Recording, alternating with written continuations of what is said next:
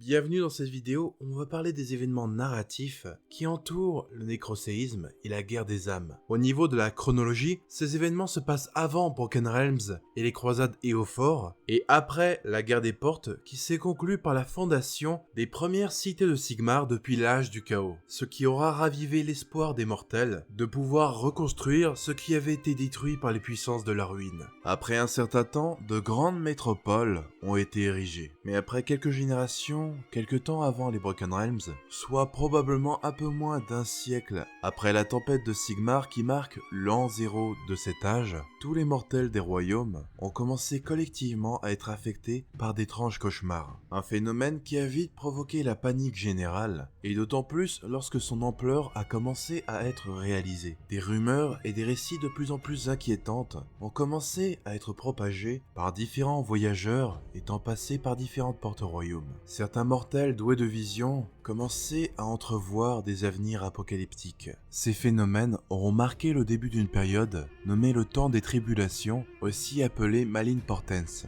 une ère de malheur marquée par de sombres présages. À Azir, le royaume des cieux, tous les astromanciens s'attelaient à chercher la source de ces présages en étudiant la voûte céleste, ce qui permet aux plus férus d'entre eux d'entrevoir les flux d'énergie spirituelle des royaumes et de pouvoir déterminer des incohérences dans ces rouages cosmiques. Un royaume semblait justement se démarquer des autres, celui de la mort, Shaish. Les royaumes mortels n'ont pas été les seuls à avoir été affectés par des visions. Quoi que ce soit qui approchait, dans les royaumes du chaos, les dieux sombres eux-mêmes commençaient aussi à l'entrevoir. Les pensées fractales du grand architecte Tzeentch parcouraient sans cesse les fils du destin de la réalité. Cependant, certains de ces fils avaient commencé à sembler immuables, inchangeables. À travers eux, il semblait entrevoir un ordre permanent, une stagnation qui ne pouvait que dégoûter le dieu du changement. Avec un cri d'angoisse dans des centaines de milliers de langues mortelles, Tzeentch concentra son influence dans la réalité, déterminé à empêcher et changer le cours de cet avenir. Norgul, le dieu des maladies, créait comme toujours joyeusement ses créations dans son immense chaudron, et alors qu'il goûtait la dernière d'entre elles, il sentit un arrière-goût de cendre et de poussière sans vie, et les liquides de son chaudron commencèrent à devenir gris. La surface prit alors la forme de dunes, peuplées de cadavres squelettiques à perte de vue. Tout cela semblait infertile, incapable d'accueillir la vie, sans véritable renouveau. Une douleur traversa alors Norgul, alors qu'il contemplait la possibilité que quelque chose pourrait lui voler ses enfants pour toujours. Face à cette pensée, le grand-père expulsa un rugissement de refus qui résonna à travers la réalité et noua toutes les entrailles des royaumes. Dans sa prison, le prince des excès Slaanesh sentait aussi quelque chose approcher. Elle pouvait entrevoir toutes les âmes et les aspirations des mortels, entièrement soumises à la volonté d'un seul. Un esprit ancien et mégalomane, imprégné d'excès et obsédé par des aspirations dont il ne pourra jamais s'échapper. Un être qui continuera à propager son influence éternellement. Au début, cette idée fit sourire Slaanesh,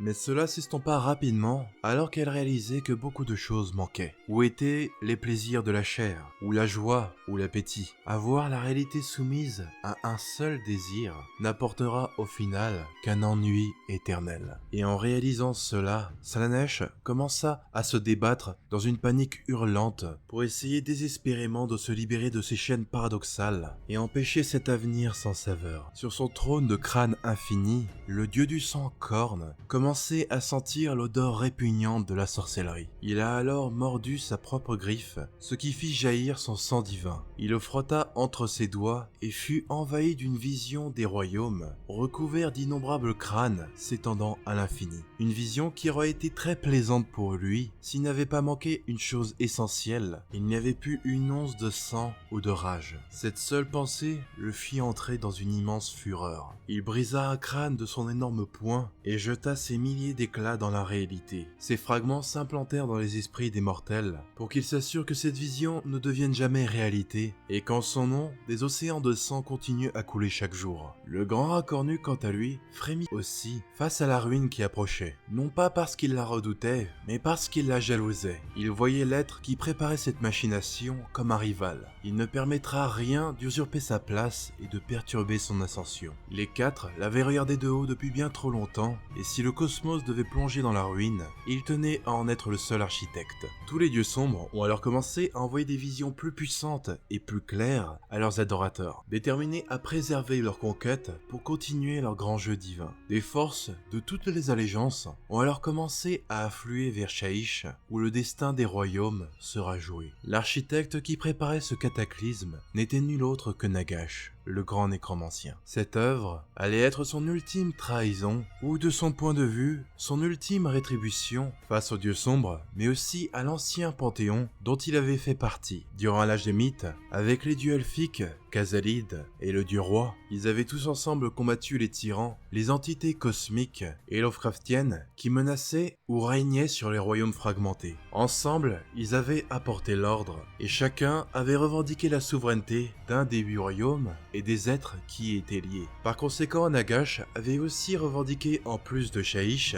la souveraineté sur les âmes de tous les mortels. Cependant maintenant, à l'âge de Sigmar, cette souveraineté a été contestée de nombreuses fois, et ce de manière parfaitement intentionnelle. Le grand nécromancien aura remarqué l'absence d'une grande majorité des âmes elfiques à Shyish, qui ont été volées par les dieux elfiques suite à leur plan secret pour emprisonner Slaanesh. Les dieux sombres avaient corrompu de nombreuses après-vies dans son royaume. Mais ce qui a été l'ultime insulte envers Nagash a été lorsque Sigmar lui a volé les âmes les plus héroïques parmi les âmes les plus puissantes pour en faire ses éternels. L'heure était alors venue pour Nagash de reprendre tout ce qui lui appartenait de droit. Et pour ce faire, il allait accomplir un rituel qu'il préparait depuis maintenant plusieurs siècles, et dont la clé sera l'essence même et la magie cristallisée du royaume de la mort. Une pierre de royaume connue sous le nom de sable sépulcral. D'après les croyances des mortels, il existerait un de ces grains pour chaque vie à travers tous les royaumes. Certains prétendent même que si on arrive à trouver celui qui est lié à soi-même, on pourrait même arrêter l'écoulement de son propre temps. Cependant, chercher ces pierres de royaume pour allonger son existence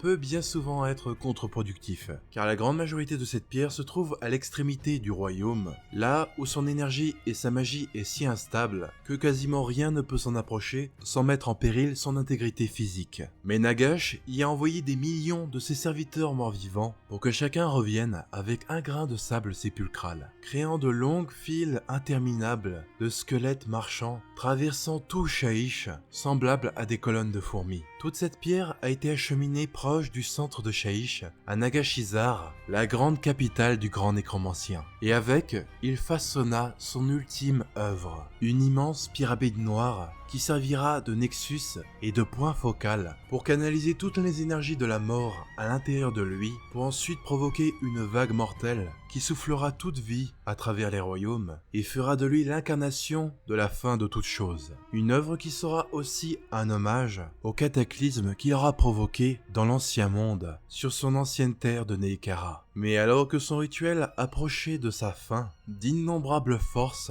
affluaient vers lui pour l'arrêter. Le chaos, la destruction et l'ordre étaient tous ligués contre lui. Mais cela importait peu au grand nécromancien. Tout ce qu'il avait à faire était envoyer ses innombrables légions afin de les ralentir suffisamment longtemps pour finir le rituel. Et alors que tous ses ennemis étaient à ses portes, l'heure de la fin semblait finalement approcher, mais Nagash, dans son arrogance, l'avait une fois de plus rendu aveugle à la sournoiserie et l'avidité des êtres plus petits et insignifiants. Car pour les Skaven, la grande pyramide noire regorgeait de ressources précieuses qu'ils voulaient obtenir. Par les machinations des puissances de la ruine, des Skaven du clan Eshin ont réussi à s'y introduire, sans vraiment savoir que la pyramide serait leur tombe, car les énergies du rituel allaient être mortelles pour eux. Cependant, leur simple présence avait souillé la pyramide d'énergie chaotique, et tel un grain de sable dans des engrenages, cela avait été suffisant pour briser l'équilibre fragile des arcanes complexes du rituel, et ce à son point le plus culminant. Une partie de ce rituel a tout de même réussi. Toute l'énergie de Shaish s'est accumulée à son centre et la pression a été telle que cela créa un trou béant dans le royaume que l'on appellera le Nadir de Shaish, dont la force d'attraction surpassera celle de l'extrémité du royaume. Cela a donc par la même occasion inversé la polarité du royaume de la mort. Et maintenant ces continents et après-vie dérivent maintenant vers lui, condamnés à sombrer dans le néant. Car le Nadir est vraiment un point béant dans la réalité. Et à sa naissance, il a aussi été le point de départ pour une vague d'énergie nécromantique qui traversera tous les royaumes, qu'on connaît aussi sous le nom du nécroséisme.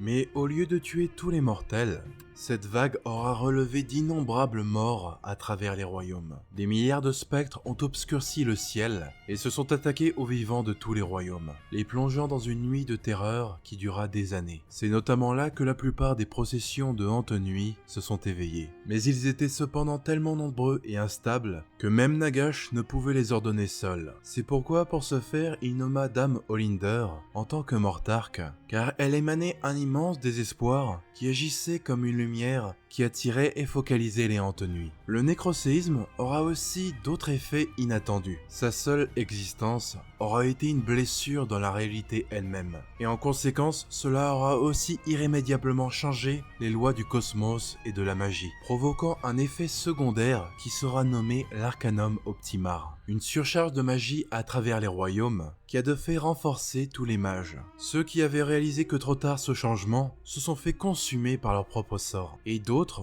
ont réalisé des sortilèges qui ne semblaient jamais se dissiper avec le temps, et on appelle maintenant ces manifestations les sorts persistants. Plus tard, on apprendra même que ce dérèglement des lois cosmiques aura aussi accidentellement brisé certaines des chaînes de la prison du prince des excès. Avec ce cataclysme, Nagash aura déclaré une guerre à tous les vivants des royaumes. Et ce sera donc là que commencera la guerre des âmes. En réponse à ces nouveaux dangers nécromantiques et magiques, le dieu roi a déployé une nouvelle chambre des éternels, la chambre sacro-sainte. Cette chambre était constituée de guerriers mages et d'érudits dont la tâche était à la base de superviser le processus de reforge des éternels, mais aussi de rechercher des solutions sur les différents défauts de ce processus. Mais leurs compétences et leurs connaissances les rendaient aussi très efficaces pour combattre les spectres, ainsi que la nouvelle menace des sorts persistants. Leur assistance aura été vitale pour la survie de nombreuses cités. Cependant, l'une d'entre elles aura été bien plus assaillie que d'autres. La plus grande cité de Sigmar de Shaish, Létis, aussi connue sous le nom de la cité des corbeaux, un nom qui est dû au symbole d'un dieu de la mort que la cité vénère, Morda. Ce dieu est très majoritairement vénéré par ceux qui s'opposent à Nagash. Mais ce n'est pas pour ça que cette cité s'est attiré l'ire du grand nécromancien. Mais cela était en fait dû à la présence d'un lieu caché que l'on nomme un Stormvault. Ces lieux sont en quelque sorte des reliquaires et des prisons qui ont été créés par Sigmar à travers tous les royaumes. Il a entreposé à l'intérieur les artefacts et les individus les plus dangereux qui ne pouvaient être détruits une bonne fois pour toutes, notamment des artefacts démoniques ou même des princes démons et démons majeurs. Pour que ces lieux dangereux soient tenus secrets, des mécanismes particuliers ont été déployés autour d'eux. Ils sont connus sous le nom de machines de pénombre et ont pour effet de brouiller les esprits de ceux qui s'en approchent et effacent de leur mémoire toute trace de leur passage. Ces machines ont été créées en modifiant des machines d'illumination qui étaient à la base l'un des dons de Teclis, l'illuminateur, et devaient servir à élever les consciences des mortels, mais aussi à accélérer leur développement. Un cadeau qui faisait écho à l'ancien temps, où lorsqu'il était encore un mortel, il avait apporté des connaissances aux humains, scellant ainsi une amitié entre leurs peuples. Une amitié qu'il espérait renouveler avec ce cadeau. Cependant, lorsque le chaos arriva, Sigmar et Grogny en inversèrent les effets afin de cacher les Stormvault.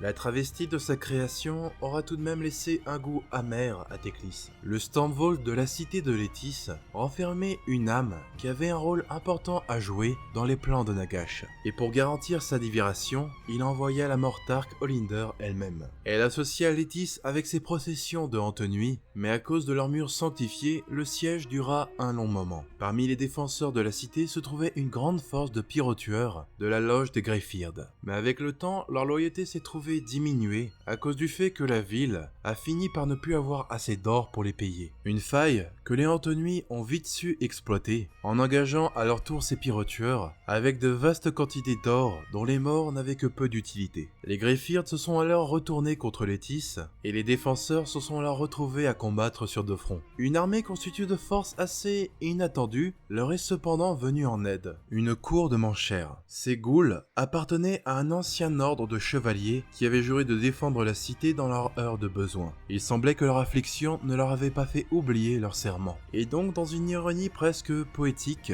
des forces de l'ordre faisaient face à des forces de l'ordre et des forces de la mort faisaient face à d'autres forces de la mort. Une cohorte d'Idonesses de l'enclave d'Ironrack, venue des profondeurs du lac Létis, est aussi venue en aide à la cité. Cependant, en parallèle, Olinder a éventuellement réussi à atteindre le Stormvault, malgré la défense farouche des éternels de l'enclume de l'Eldenhammer et du Célestin Prime lui-même. C'est d'ailleurs dans son affrontement contre la Mortarque du Deuil que le bras armé de Sigmar a connu pour la première fois sa défaite. Et Olinder a fini par réussir à libérer l'âme tant convoitée par Nagash, celle d'Orphéon Katakros, l'un des meilleurs généraux des royaumes mortels. Peu après sa libération, Nagash a fait de lui le Mortarque d'une force d'élite constituée d'un tout nouveau genre de morts-vivants. Des créations que le grand nécromancien préparait depuis des millénaires en secret. Les Ossiarques, des golems d'os pourvus de gemmes d'âme amalgamées. Ces gemmes étaient constituées de différents fragments d'âme, sélectionnés parmi les mortels les plus compétents dans leur domaine, pour créer des guerriers les plus polyvalents et les plus parfaits possibles. Nagash avait aussi rendu capables ces légions de se multiplier par eux-mêmes,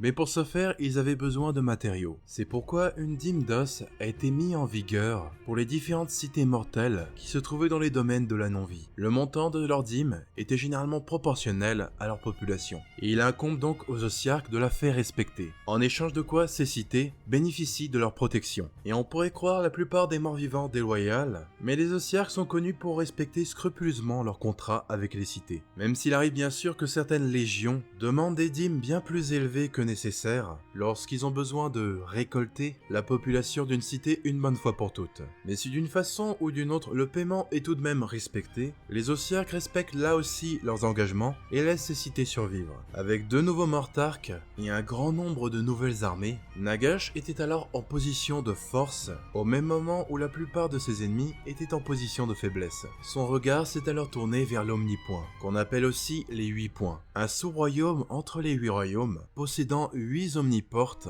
menant à chacun des 8 royaumes. Un point stratégique vital qui était alors sous le contrôle d'Archaon, les lieux éternels. Mais ce dernier était alors à ce moment-là absent, car il était à la recherche de la prison de Slaanesh, le prince des excès. L'opportunité était alors parfaite pour reprendre la porte au royaume qui connectait l'Omnipoint à la porte de la fin qui se trouvait à Shaish, dans la région de Necros, non loin de Gothizar, la capitale de l'Empire Ossiarque. Grâce à l'attaque combinée des processions de Antonuis menées par Olinder et des légions Ossiarques menées par Katakros, l'Omniporte a été récupérée du côté des 8 points et un bastion a rapidement été érigé autour de la porte par la nécromancie avec les ossements des ennemis vaincus. De son côté, Archaon s'approchait d'Ulgish où se trouvait la prison de Slaanesh. Ce dernier a d'ailleurs repéré la présence de l'élu éternel et a même pu communiquer avec lui, mais la nature de leur échange est encore inconnue. Cependant, lorsqu'il a appris l'attaque sur les 8 points, il n'a eu d'autre choix que d'abandonner ses recherches pour retourner défendre son bastion. Pendant ce temps, les forces de Katakros et d'Olinder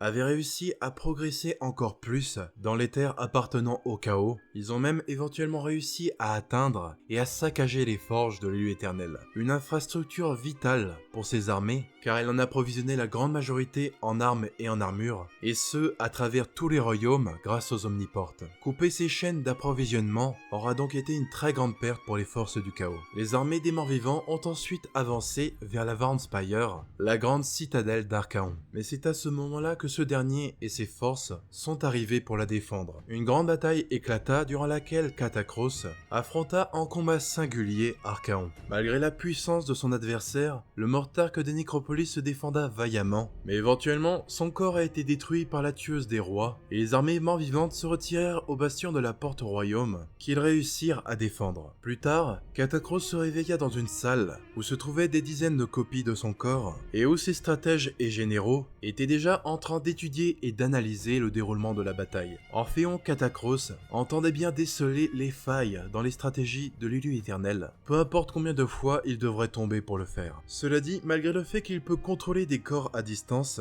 il pouvait toujours sentir la douleur fantôme des coups de la tueuse des rois, comme si son âme elle-même avait été touchée. Et c'est là que se conclut l'un des derniers événements majeurs de la guerre des âmes. Les événements qui suivront sont racontés dans les événements des Broken Realms, et si jamais vous ne les connaissez pas encore, il y aura un lien vers une vidéo qui résume ces événements dans la description. Personnellement, pour moi, cette période a vraiment été un point de basculement pour les royaumes. Le nécrocéisme a vraiment changé le fonctionnement même de l'univers, et ça a apporté un concept original avec les sorts persistants. Et la guerre des âmes a aussi, je trouve, montré ce qui est vraiment important pour les dieux au final, c'est-à-dire leur influence sur les âmes des mortels. Car au final, ce sont des ressources dans leur jeu divin. Mais cette guerre a aussi surtout été un affrontement entre les idéaux de Sigmar et de Nagash. Azir contre Shaish, les cieux contre les sous-mondes. Chacun ayant sa propre vision de l'ordre et sa solution pour vaincre les puissances de la ruine. Et dans cette guerre aussi, les âmes elles-mêmes ont été utilisées comme armes. C'est pour ça qu'elle est parfaitement symbolisée par l'affrontement entre les éternels, les âmes héroïques, et les Antenuis issus des âmes des criminels. En tout cas, j'espère que cette vidéo vous aura plu. Merci d'avoir regardé la vidéo jusqu'au bout, j'espère que vous l'aurez apprécié. Si ce que je fais vous plaît et que vous aimeriez en voir plus,